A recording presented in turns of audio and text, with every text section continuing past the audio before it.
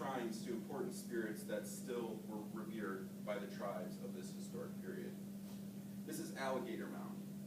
This is in Granville. At the top of it, it's about the highest point in Granville, which is in Licking County.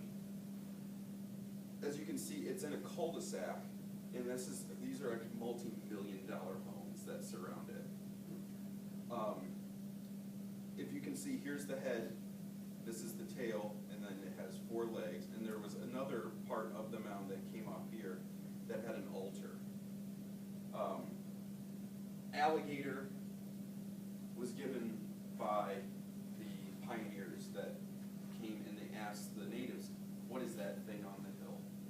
And they told them it was the underwater panther. And pioneers, they said, you know, panthers don't swim, and nor do they go underwater, so they must be talking about an alligator. But they were talking about an underwater panther because in their mythology, the underwater panther was sacred to them. What is amazing about this site is there are archaeoastronomical implications here. The head of the panther here aligns with the winter solstice, the sunset on the winter solstice. The tail of the panther aligns with the sunrise on the summer solstice. And in Native American mythology, that would symbolize the sun setting in the direction of the head would symbolize the panther eating the sun, swallowing the sun. And then birthing the sun on the summer solstice, the longest day of the year, would come from the rear. So what we can deduce is that these were not primitive people. They may not have had the technology that the Europeans had coming in, but they had knowledge and technology that was far beyond their comprehension. Serpent Mound. Serpent Mound, like I said, is in Adams County, Ohio. Serpent Mound is a World Heritage Site, which the United Nations gives recognition to certain sites around the world, and this is a World Heritage Site. There could be an entire presentation just on Serpent Mound, but since it's not Northeast Ohio, I won't spend too much time on it. Again, there's serious astronomical alignments here. During the late prehistoric period, several distinctive cultures arose in different parts of Ohio. The Fort Ancient culture in central and southern Ohio, who the Alligator Mound is attributed to. The Sandusky culture in northwestern Ohio, the Whittlesey culture in northeastern Ohio, and the Monongahela culture in eastern Ohio. What we have to remember is the Fort Ancient, Sandusky, Whittlesey, Monongahela, Adena, Hopewell, that's not what the tribe names were. That's just the culture period, so it would be the equivalent to the Victorian age or the Renaissance, something like that. It described a time, not necessarily a people. The late prehistoric period was also called the Mississippian period. In the Mississippi Valley and in the southeastern United States, large cities grew up during this time. The largest was Cahokia in Illinois, which sits just off of I-70, actually. If you're going towards St. Louis, you can see it from the interstate.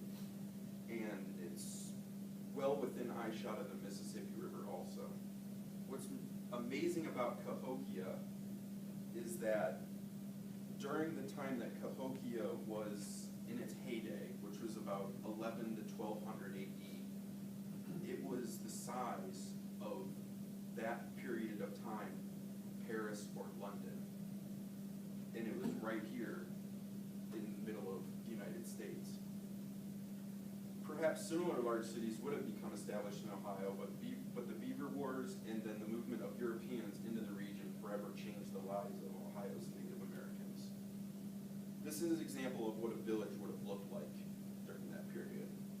So you have your thatched roof houses made of grass, and then the sides were going to be made of mud around a wood frame. stockade fence around.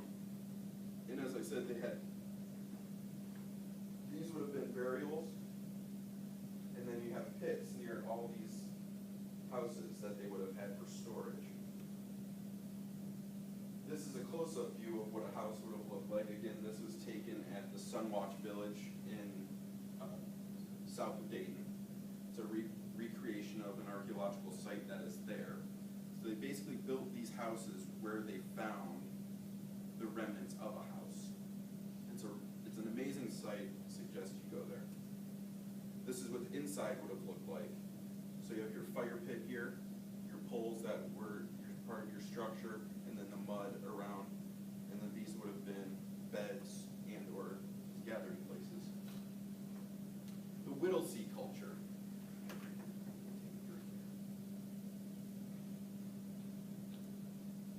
The Whittlesey culture is named for Charles Whittlesey. He was a 19th century geologist and archaeologist who was one of the founders of the Western Reserve Historical Society. He was also a graduate of the United States Military Academy of West Point and served in the Mexican War and in the Civil War. This culture is distinguished from other so-called late prehistoric societies mainly by distinctive kinds of pottery.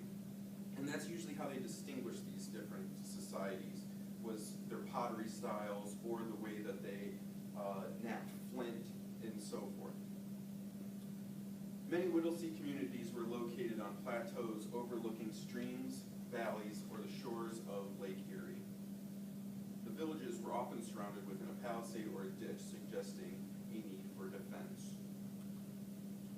Prior to 100 AD, the Whittlesey people lived along the eastern shore of Lake Erie and its tributaries. Family groups shifted seasonally from hunting camps to more populous fishing and gathering camps, congregating in garden communities along the rivers. Around 1000 AD, the growing season along the lakeshore expanded as the summers grew warmer and rainier, and the winters were increasingly dry. During the following 400 years, they gradually shifted toward living in small seasonal villages on high river bluffs, supporting themselves with corn and squash crops. This is where they would have then repopulated a site like in Windsor Mills. So there were existing sites that they would move into and say, this is perfect, let's move wherever they were. There were sites all over northeastern Ohio that were like this. You have along the Grand River, there were several sites. So you know the route up 528, the going over the bridge and the big gorge there of the Grand River. You can imagine a site being on top of there, overlooking that expansive area, and how far you would be able to see. Around 1,000. Many of the sites that were occupied were already in existence from previous inhabitants, as in the case of Windsor Mills. Since these sites were located on high ground, early archaeologists thought they were forts. But research has failed to find evidence of hostilities, and thus it's considered these enclosures were social and or ceremonial, as in the case of the Hopewell people to the south. The latest villages date between 1600 and 1650 AD, as was the case with Windsor Mills.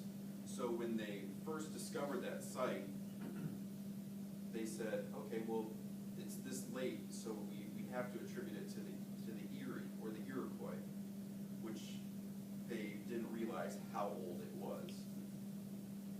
Although these people did not meet any Europeans face to face, they indirectly felt the effects of European colonization in the East and explorations of the upper Great Lakes. The Whittlesey culture was pretty secluded from the rest of the cultures in Ohio and to the east of Pennsylvania or New York. They kind of stuck to themselves and were able to be pretty self-sufficient. The picture of the Ohio area in the early to mid-1600s is one of rapid change, though, and it was complicated by population movements, warfare, and disease. So here is an example of a Whittlesey culture vessel. This was found at the Tuttle Hill site